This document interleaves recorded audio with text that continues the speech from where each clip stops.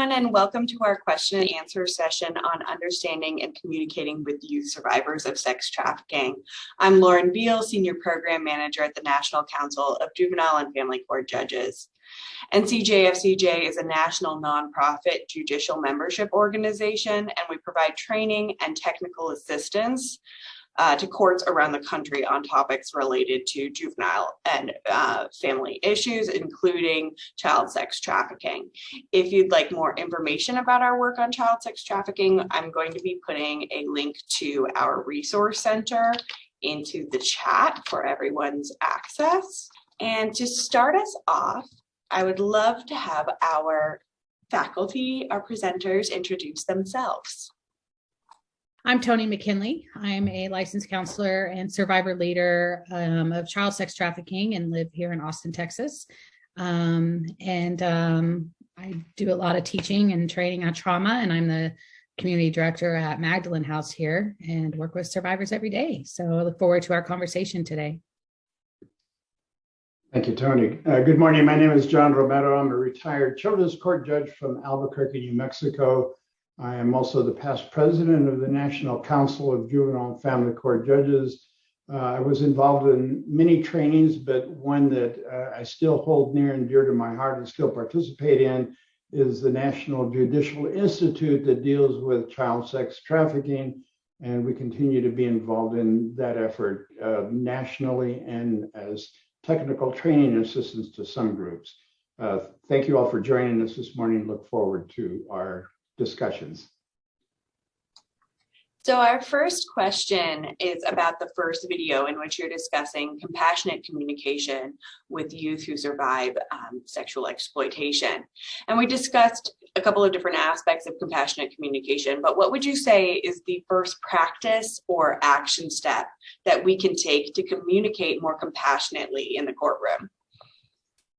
I think like we've always been taught by our parents, and I think I as a parent engaged this idea with my kids, make eye-to-eye contact, speak in a warm, welcoming voice. And it's important, whether it's virtually or in the courtroom, to know what the folks' names are and to ask their permission to use either Ms. Smith or Julie or whatever her name may be or his name may be, and give them some choice from the very beginning.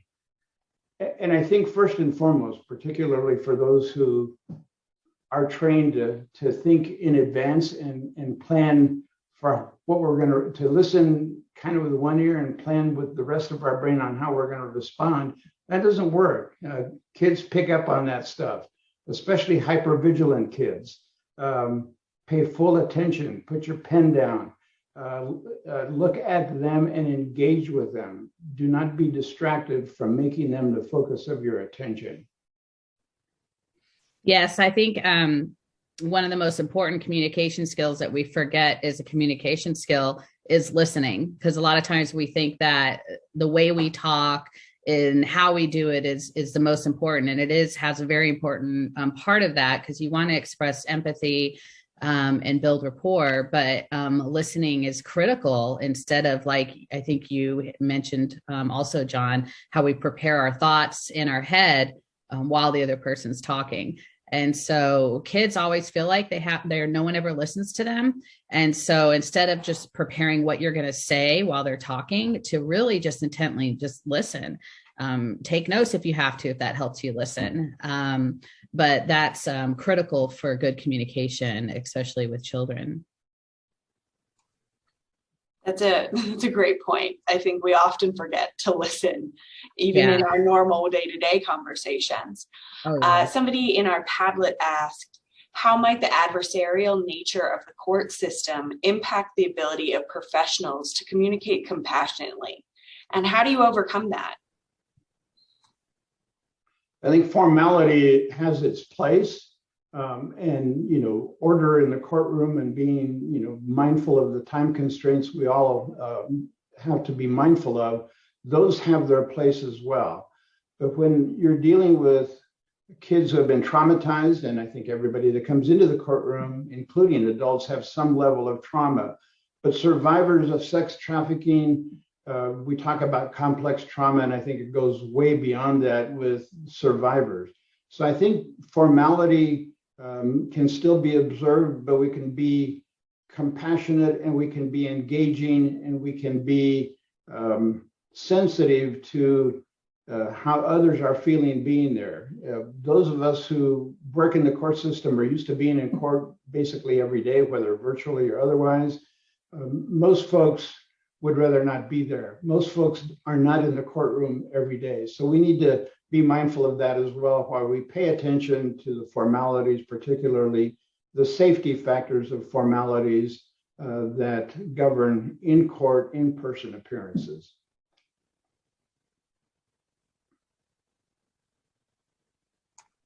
Great. I think that leads really into the next question. Why is it so important that we are communicating compassionately with youth who have survived sex trafficking? It's, there's so many triggers with people who've been trafficked. And there is no compassion out on the streets, when you're being sold. And it's, you adapt to your environment, and coming into this environment of a courtroom can be very scary because your life has been under the control of a trafficker, and now it's under the control of whoever else is in the courtroom. And just letting that survivor have a voice somehow and start practicing their voice, finding their voice. They weren't given any of that out on the streets with their trafficker or wherever they were trafficked at is really important. I think another important concept we need to keep in mind, and that's Toni touched on it already, but that of autonomy, being able to call the shots for themselves and what they want to do and how they want it done. And also relatedness, they're not going to necessarily want to be, in a trust relationship with a judge immediately. Again, as I've said before, they just want to say what they have to say and get out of the courtroom. But to the level we can be compassionate in our interactions with survivors, we start building or giving them license, if you will, not that we have the authority to give it to them, but we certainly shouldn't take it away from them, to be more and more autonomous. Because as Toni's already said, under the watchful eye of their trafficker and those who are colleagues of the trafficker, they have very little autonomy. Everything they do is watched. Everything that they do is required of them. And we don't need to continue that prophetic from the trafficker concept that we're going to be just as controlling of them by what we do in the courtroom, by what we tell them to do, rather than asking them what's going to work for you.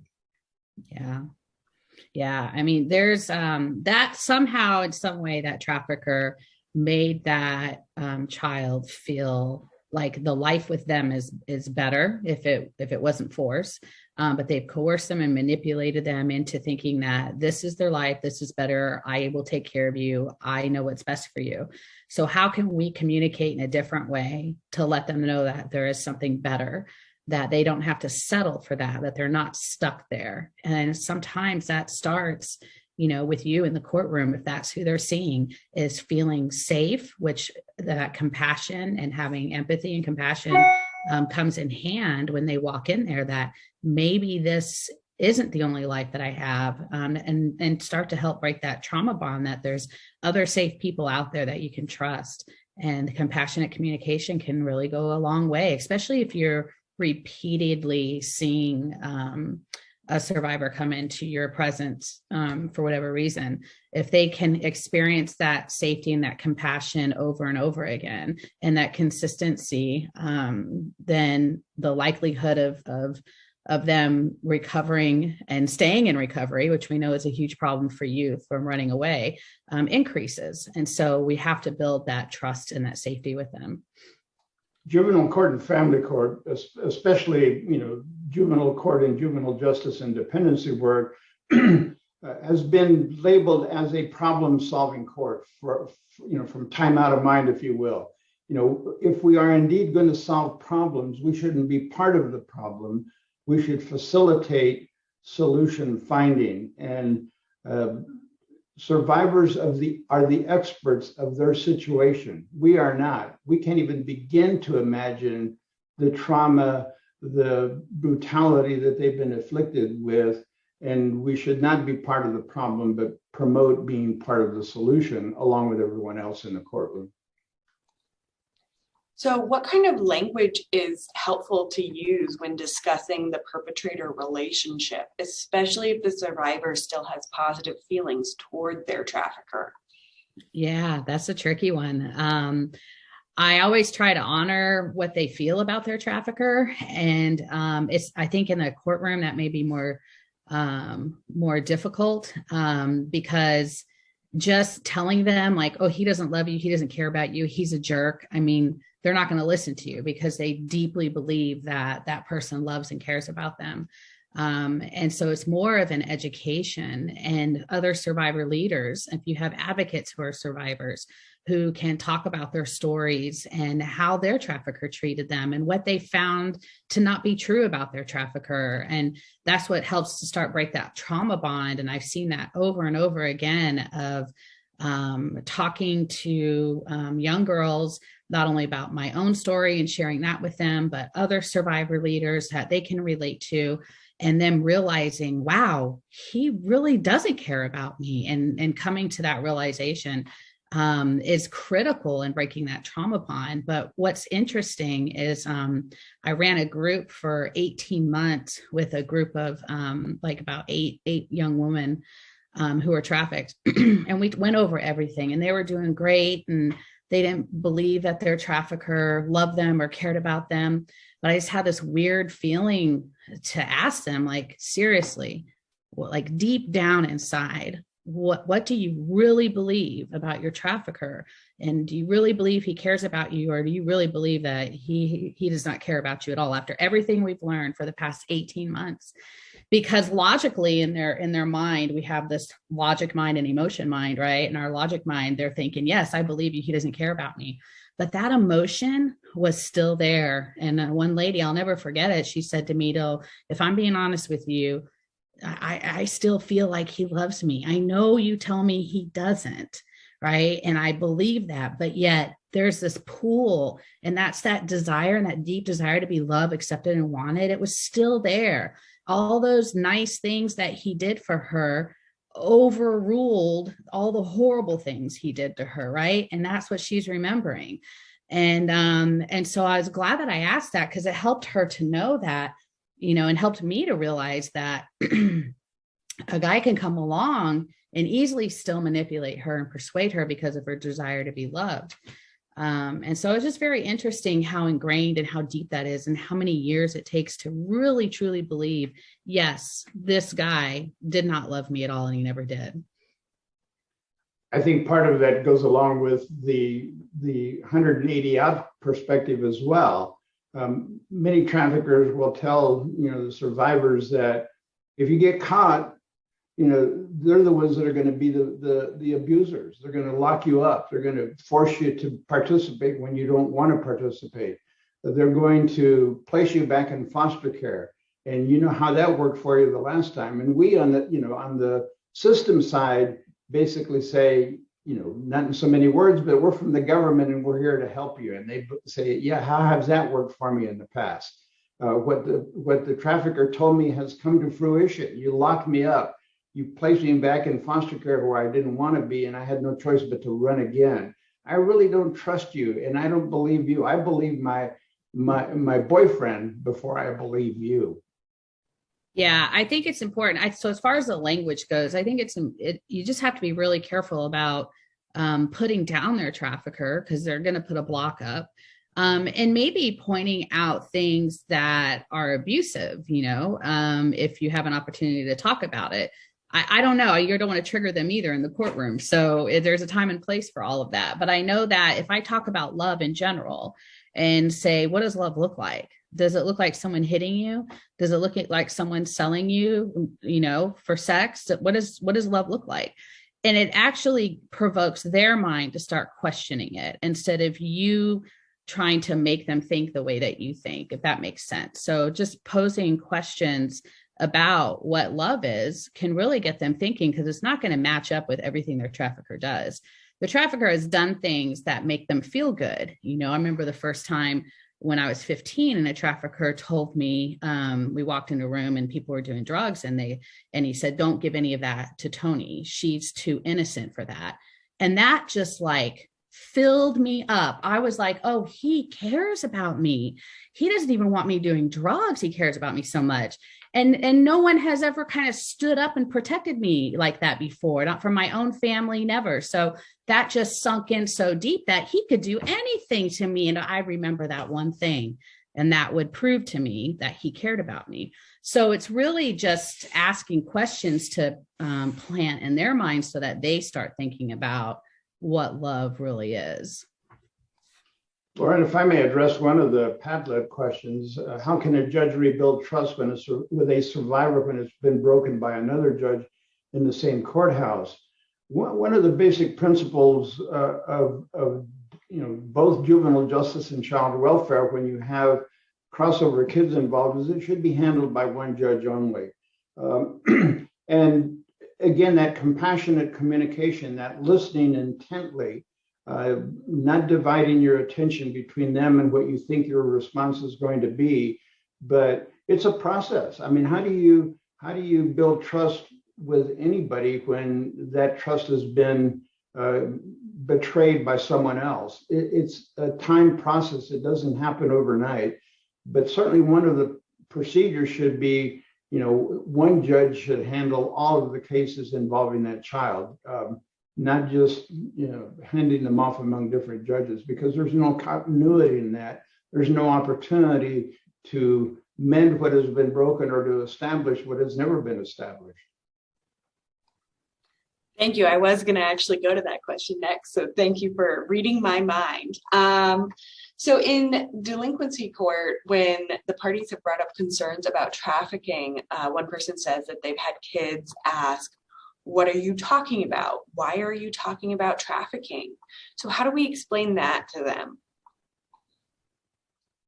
My first response to that is we should never ask that question, or even, put a young person in a position where they're embarrassed, challenged by those words.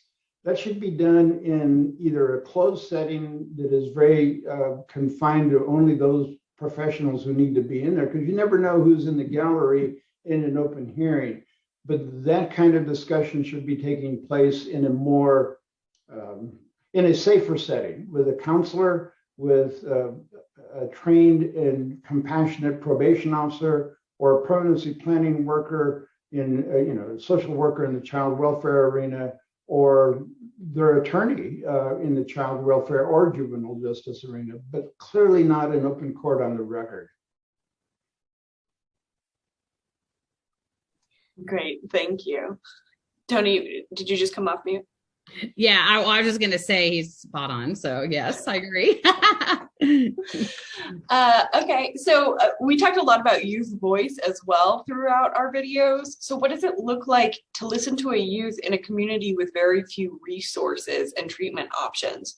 So the young person is expressing their needs, but there aren't services to address those needs. Again, I think it's an opportunity to exercise what is our responsibility as judicial officers: leadership, and particularly to, in whatever way makes sense, to let the survivor know that even though there are no services or limited services in our community, we're working with the community stakeholders to develop resources. But more importantly, what do you, as the expert young lady or young man, see as the resources that you need? Not what we think you need, but what do you need? As we are about the business of talking about developing resources, their voice should be front and center in terms of what they need. And one size doesn't fit all. What works for one trafficker, one survivor, isn't going to work for another survivor. So individualized services are very important. And that sounds like a monumental task, and it is, but you can't offer a one size fits all. Yes, I agree. I think they own what they need to do when you give them that voice also. Even because I grew up in a community with limited resources, and there was only one home to take me to, for a girls' home that I lived in for a while. And I did not want to be there at all, but no one asked me. I didn't even know I was going there, or I was being driven somewhere and I didn't know where I was going. But I know that if my voice would have been included in it, I feel like I would have been more open to it, which would have maybe made it a more successful program for me. Because even though it was the only one, I would have understood why I'm going, what's going to be happening, who I'm going to be meeting with, what is it going to be like?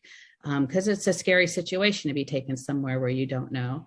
And so giving that voice to survivor and let them express themselves is really critical and will help, I think, with having some success in their healing process. Well, one of the things I've neglected to mention a while ago with regard to the question of how might the adversarial nature impact the ability to communicate compassionately. Again, I think it falls on the judge to ensure that their bailiff, their court monitor, court reporter, whatever you call them, and all of those who may come into contact with a survivor have had some sort of training on the trauma and how to be trauma responsive to their needs, how to ensure that they are given a voice even before they're brought into the courtroom.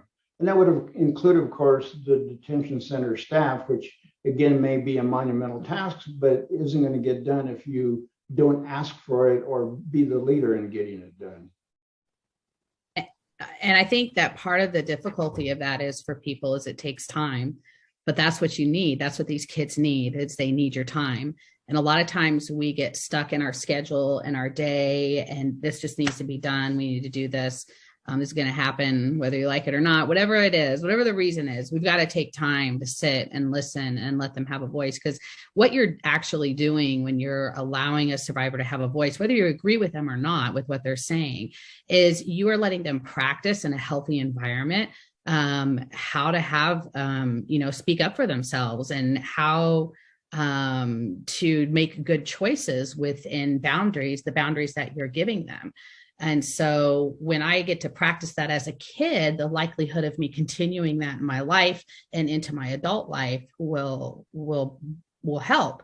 It'll help with the rest of my life. And so if you're going to give me a voice within boundaries, within positive, healthy choices, and let me make those choices if it's possible, that there are choices, so that I can practice that. I think that it's important to be mindful of a mantra that I was taught early on my time in the court, the my child test. If this were my child, how much time would I devote to being a problem solver in their lives? If this were my child, what would I require of my colleagues, the other courtroom professionals, all of those folks who touch this child's life? If this were my child, how important would it be to ensure that we are addressing and being part of the solution rather than continuing to be part of the problem? Yeah, that's great. Toni, can you talk a little bit more about survivor leaders and how somebody in their own community could tap into that as a resource? Oh, yes. Survivor leadership has just been invaluable in the work I do. And it's helped me to connect really well with survivors. I get lots of comments of saying I wouldn't have stayed here as long if it wasn't for you being here, because we relate so well. But also in other programs where other survivors are, I just hear it over and over again, how important it was to them. It's interesting because from survivor to survivor, we don't have to go into a lot of detail. We don't have to explain things to each other because we understand it. We get it. There's like this automatic rapport almost once you know each other as a survivor. But once you can get through that and you can start trusting someone, they'll start listening to you. And so if you have survivor leaders who have been through the healing process, and that can come in there and sit with them and advocate for them and talk with them or hang out with them, it helps them feel safe because they're like, someone here really, truly gets me. Like sometimes people who haven't been in this life, they do understand it from a logical viewpoint, right? but there's just something else that's deeper when it's another survivor that's there with you. And they just open up so much more, and they want to be, I think this is the most important part, is they want to be like that survivor, because they don't realize that they can, right? Because all the things that their trafficker has said and has done to them made them believe that this is it, this is the life. There's nothing else for them. I mean, if you sit down and ask a survivor to talk about what they want to be when they grow up or when they're older, most of them have no clue. They don't really think about it because they don't think there's a possibility. But when I walk in that door and I tell them I'm a licensed counselor, I'm a mother, I have children, I'm married, it literally blows their mind. And they start thinking, could that be me? You know, and that is how we start getting them from, you know, out of this life and staying away from the trafficker, is if I can have hope of something else. And that's a survivor advocate does all of that, because it's proof, you know, it's proof that there is something else for you. You can do something else. Judy and Candace have posted some commentary in the chat box. I would invite your attention to those, especially about not being judgmental, which has already been stated, and the importance of survivor leadership. Someone that has been there, done that, and can truly begin to understand and appreciate the experience, where I, as a judge sitting in a black dress up on high, you know, what do I know? They assume all kinds of things about me that may not be true, because they're basing their judgment of me on preconceived notions when they don't really know me. I don't know them. How can I feel what they're feeling? Survivor leaders can. Yeah, that's a really great point. Judge Romero, in the video on youth behavior, at one point you explained that there really isn't such a thing as unacceptable behavior in the courtroom for a young person who has survived trauma. How do you then respond to a young person who is acting out and kind of reinforcing those boundaries that Toni mentioned in a way that is trauma responsive? So to qualify that there is no unacceptable behavior, I think safety has to be of paramount concern in the courtroom. So there may be behaviors that are outright threatening and pose a danger to everyone else in the courtroom, even to the survivors. So that would be a category that I wasn't making reference to when I said there's no unacceptable behavior. I think unacceptable behavior for me is how a survivor responds to me, or how they respond to the prosecuting attorney or the social worker in the child welfare case. I think that if we do not understand where they're coming from, and Toni did a great presentation on the neuroscience, I think it was the neuropsychology of trafficking, and where many of these youth come from, the experiences that they've had, and what we see taking place is not really who they are. What we see taking place in the courtroom that might otherwise be unacceptable behavior is a trauma response to where they are, and we need to understand that and not be punitive about it, not be a finger waver and saying, how dare you be disrespectful, but rather use one of the great tools that we have as judges. We're going to take a short recess and let the situation be diffused through the attorney representing the survivor, or someone trusted in the courtroom, like a survivor mentor, others who can help diffuse the situation. But to respond punitively, and it just adds to the trauma they've already experienced, and it's also fulfills the prophecy that their trafficker has laid on them. I mean, more than likely, if there's behavior in the courtroom that is unacceptable to you, what it is it's survival. That person is in survival mode. This is how they survive. This is how their lives have been saved over and over again, and they have lived through being trafficked because of this. And so there's something in there that is triggering them that they're reacting to, and it always comes down to fear. They're scared to death. I don't care how much of a badass they may seem like they're acting in front of you. They are scared to death, and they are reacting off that fear. And so, like what John said, when I taught about the neuropsychology of trafficking trauma, we talk about the amygdala and the hippocampus and the prefrontal cortex and how that is affecting the behavior, that survival mode that these kids are in when they're in your presence. And so once they start to feel safe, then that calms down, their amygdala calms down, and they can think a little bit more rationally. But they're coming in there in their emotion mind, stuck in that and reacting off of everything. And I will say the recording of that really incredible conversation that you led that really got into some of what are these youth behaviors that come from those responses will be up on the Resource Center on Friday. So I'm going to drop the Resource Center back in the chat for anybody who hasn't had a chance to click over to it. So you can, Lauren, a couple of comments regarding Padlet questions about survivor leaders. One of the things that as a system, we think that we can use volunteers and they will be helpful. Survivor leaders should be paid for their services and they should be paid appropriately, not rely upon them for their expertise for free. We pay other experts, why not survivor experts? Amen. There was another question about safety factors about discussing issues in closed court proceedings. Even though we may believe it is a closed court, we don't know who's in there. We don't know whether some of the folks that are allowed to be in a closed court session are not the very ones that the survivor may be fearful of or who will rat them out.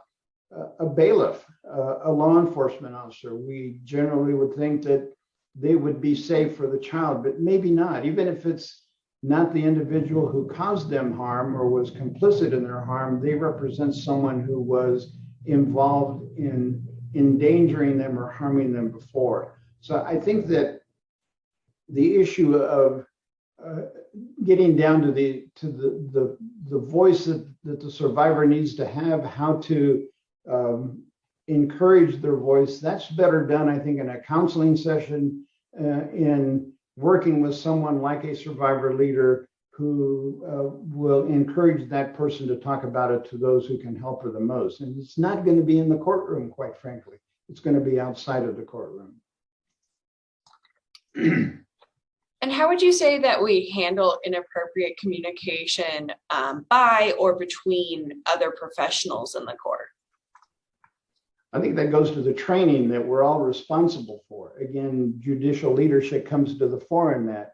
Not necessarily that the judge needs to do the trainer, but as we're taught by the National Council, my own conceptualization, call a meeting and they will come. You as a judge can say stakeholders in the community or stakeholders in the courthouse, prosecuting attorneys, children's court attorneys, I shouldn't call them prosecutors because even though that's what they are, or in the child welfare arena, how do we prepare to make sure that we're a trauma responsive court? The National Council has a great program for doing trauma audits, whether it can be of your whole courthouse or your courtroom or your special program that deals, if you have a trafficking specific, survivor court that is a specialty court. But training is paramount. And again, as you mentioned earlier, Toni, that takes time, but it's worth it to ensure that we make progress and we're part of the solution. Yeah. And I think if you're sending your staff to training, it's really important to hold it, have some accountability for using what you learned. So a lot of times we go to training and we say we're trauma informed, but we just stick to our old ways and our old habits. And that's because it's not really natural for us to be trauma responsive. We weren't raised like that. So it's not kind of ingrained in us. And so when I first started going to training and trauma informed care training, I would practice it at home. I'd practice it with my children. I mean, they have trauma in the world, even though maybe little t trauma compared to trafficking, they still can benefit from it. My husband can benefit from it. So I would just start practicing it so it'd be a part of my everyday life. And I know that as a staff, maybe there's, meetings that you have where you talk about what you used this week and the training you learned to try to get people to always be thinking about it and always practicing it, because it's not natural for most people. And working with survivors can be very triggering, and it can be for us and for everyone, not just me, And so you have to be ready to react in a trauma-informed way to some maybe aggressive behavior or something that really gets under your skin for some reason. That just means you have more work to work on yourself. And I know a lot of people don't like to hear that from a counselor, but we all have stuff we need to work on. If you're being triggered by someone who is disrespectful or, has an attitude, whatever it is, there's probably something that you need to work on so that you can stay in your be using your logic and emotion at the same time, and not go into your emotion mind and react in a negative way that you don't want to react to someone, to a trafficking survivor, because none of us want to react poorly, but we've got to take care of ourselves and our own mental health and our own issues and practice what we've learned. Two commentaries or questions in the Padlet that I think are related, maybe asked by the same person, but how do you handle inappropriate communication by and between other professionals in the court? But more importantly, if that inappropriate communication occurs in the court between while the child is in court, again, one of the things that is a valuable tool and not used often enough is for the court to take a recess, excuse everybody but the attorneys and those and others who may be engaging in that inappropriate communication. And again, in a compassionate way, address why that's not how we talk in the courtroom, that we need to get to the place where we hear from the survivor of what they need without putting them in a spot where they get defensive and shut down. That happens in any court hearing, I think, where you think things are going south. When you see a child, youth, or a parent who's on the witness stand starting to break down, get emotional, get combative, you take a recess. Let someone who has a relationship with that child or that person de-escalate the process. And it's an opportunity to remind others confidentially about the questions we ask and whether they're appropriate or inappropriate. I hope that goes more to your question.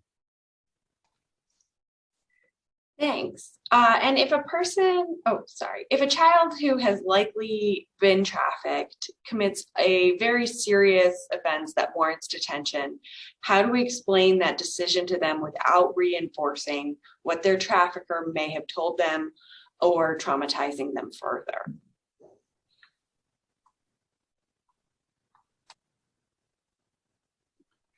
I'm sorry, Lauren, I was reading the chat and I didn't pay attention if that I was going to ask you to repeat it one more time. It was a long question. That's right. So, for example, a young person has done something unrelated to their trafficking, their experience of being trafficked, that is a serious offense and it warrants detention. How do we explain that this is happening not because of their trafficking and not reinforcing that idea that the trafficker told them about detention and the court system and without traumatizing them?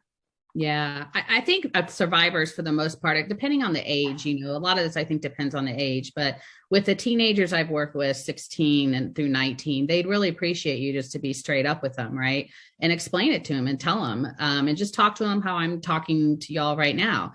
They understand consequences. They know that there's consequences for things. And a lot of times they'll take ownership for what they know was something that they chose to do. I would also, I'm assuming that maybe this was already looked at, but maybe not. There's a lot of kids locked up for committing crimes for being under the duress of their trafficker. Now, that's going to be a hard one to lock someone up for. I know what the law is, and that seems like it doesn't really take into consideration whether you're under duress or a lot. If it does, it ain't being used that much. But I would see if there's something else that can be done besides locking them up if it was something under the duress of their trafficker. Again, the judicial responsibility, I think, ultimately is at the conclusion of every hearing.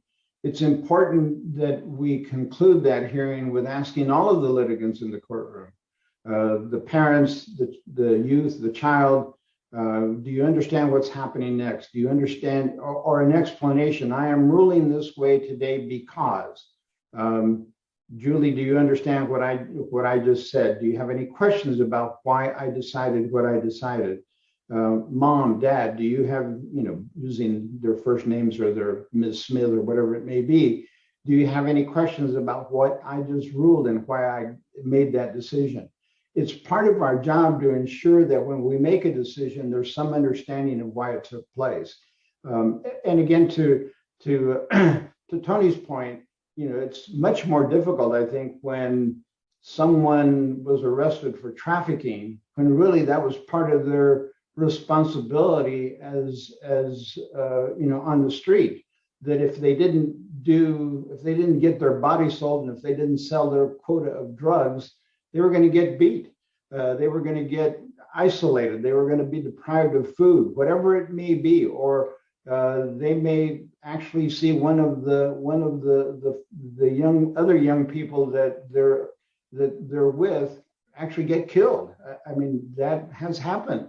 So fear, I think, is one of the things that has been reiterated time and again. They're much more fearful of what their exploiter can do than of what we can do to them. In the chat, someone asked that maybe this is a more general question, but the terms victim-focused care and trauma-informed care are often used hand in hand or maybe interchangeably. Are these synonyms, or in your view, are they different? Very briefly, from my perspective, and I think Toni has way more insight into this than I do, but being trauma-focused and trauma responsive has more to do with me as someone who deals with a survivor in my courtroom. Trauma-focused care and trauma-informed care are things that community providers, I believe, are more mindful of. That doesn't relieve us of the responsibility as judicial officers to ensure that when we refer someone to a community provider, that we've been there, looked at what they do, are familiar with their programming, and don't send someone to that community resource just because there's a bed available. Yeah. As far as the word victim goes, I always try not to use it because it's not very empowering. And I want to use empowering words. And so I don't use victim focused care, although we are focusing on them. A trauma-informed care, you are going to focus on whoever that person is that's hurt and who has survived, whatever they've survived. But I also wanted to look at Amy's question. Hi, Amy. You're right. You do rarely know the circumstances surrounding the offense when a child is before you. And that's the hard part, right? They're not going to give up their trafficker a lot of times in court or say that he made me do this, because as Judge John Romero said, that they fear their trafficker more than they fear you. And so that's the hard part. Is trying to get to that point of how do we know? And that's where a lot of advocacy and maybe survivor involvement comes in, where they can maybe trust somebody that they get to know, or, that it could be that survivor leader that helps them be brave enough to come forward to say that. I find out about it, when I've worked in the system here in Texas, the juvenile justice system, and finding out about it working with the kids while they're locked up. So it's after the fact, right? So how can we find out about it before the fact is something that would be great to explore and learn more. But I don't really know, unless I would say try Survivor. So we're back to the question kind of surrounding what if a child hears somebody in the court mention a concern about a risk of trafficking. So all that work has been done to try and say that this won't happen outside of a closed door, session with just professionals, but somebody says it in front of the child and the child is asking, what are you talking about? What does this mean? How do you explain to the child that what is meant by them being at risk of trafficking? Mm-hmm. Yeah. Some of them will be like, I don't know what you're talking about. I'm not going to do that stuff. And they just get all up in your face. I've been through this before. It's tough for them to see that they're at risk, and no one likes to be labeled as at risk, especially kids, because especially if they're on the streets, they've got a tough mentality, and you're not going to take advantage of me type of attitude, I mean, I've had sort of a similar situation with a young lady who very clearly wanted to get this over with. She was going to enter a plea to something, and she wanted to do what she needed to do and get out of the court. Her attitude, her demeanor was totally confrontational. She didn't want to hear anything from me. She just kind of even said, "Can we just get to this so we can get it over with?" In words and in her demeanor. Her attorney, just to get to the point that it's not judges, it's not uniquely the judge's responsibility. Her attorney said, "Your Honor, may we revisit this tomorrow? I'd like some time to visit with my client to discuss the options that she has." She didn't demean her client. She didn't put her client down. She said it in, I think, compassionate communication. The next day when we came back, that young lady was a totally different person, more engaging, more communicative with what she needed to do. But we don't have to be in a hurry, and we tend to be in a hurry in court. Next case. We're running out of time. I'm going to be late for my next hearing. We cannot do that. We need to take the time or continue that hearing for another time when we can get more information and have the young person, the survivor, in a better state of mind, along with everyone else in the courtroom. And thank you for saying that, John. And Judge Larson, Amy, good to see you on this conversation. I know that you have great expertise in this area as well. Thank you for your comment earlier. And, as much as people think we judges know it all, we're not omniscient. We're regular human beings like everybody else, and we're just trying to be part of the solution. Yeah, I want to thank you for talking about time, because, this is your job. You guys are sitting there in a courtroom all day, seeing lots of people, and this is this child's life. It's their life, and it can change the direction of their life in a more negative way or a positive way. And, sorry, it makes me kind of emotional, because I just want you to remember this is their life. And it will impact them for the rest of their life through their adulthood. They will remember this. They will remember standing in front of you. They will remember what they wish could have happened if the good result didn't come out of this. And so taking the time to say, hey, let's readdress this another day. I love that you said that, because I don't see that happen. I didn't even think that was an option. I don't know law. And if that's an option that you have, and you have a child that's having that attitude or doesn't understand, maybe they are very compliant and too compliant, right? Because that's to someone who's scared to speak up and doesn't have a voice. She's everyone's favorite person to have in court because she doesn't push back. Let them have a day or whatever, some time to talk about it with their attorney, so they truly understand what's happening and that the right decision is being made, because you're making decisions for the rest of their life. Amen. Yes, thank you so much. On that as well, we've talked a little bit about how important youth voice and choice is in all of this, and how do we authentically include youth voice in decision making and judicial decision making? I think Toni hit on it, right on the head earlier. Be the best listener you can be. Listening, of course, is an art that we're supposed to have as legally trained professionals, as anyone who's in this business, as a probation officer, as a social worker. But, to be able to listen carefully, to be able to focus all of our attention on that individual and what they're saying, and actually hear what they're saying, not just listen to what they're saying. And that can be done by, Julie, what I think I heard you say was, some reflective commentary in the event you misunderstood. And, we're working toward the goal of having that survivor at a place where they feel competent in their life, where they feel some level of autonomy, where they have a voice and a choice in their direction, and to be able to trust others, maybe not you as a judge, but to trust others to the place where they can get into a healthy relationship that values who they are as human beings.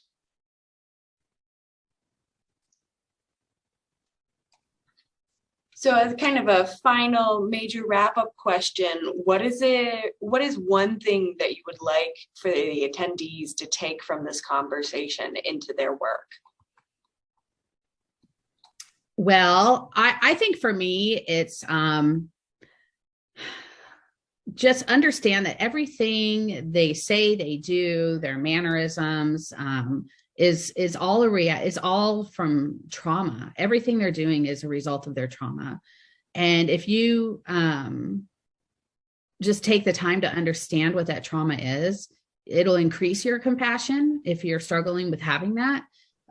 Maybe you're experiencing burnout or compassion fatigue, which is happens to a lot of us. It's important to know that they're not out to get you. They're not out purposely to disrespect you. They're not, it's all a trauma response. It's a survival, and they're in survival, and they are the only ones that they feel have kept themselves alive to this day.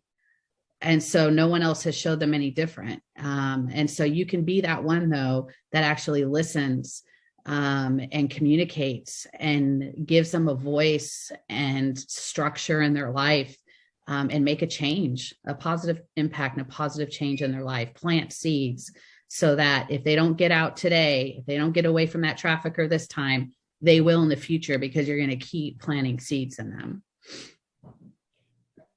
What I would conclude with is saying that communication matters. Words do matter.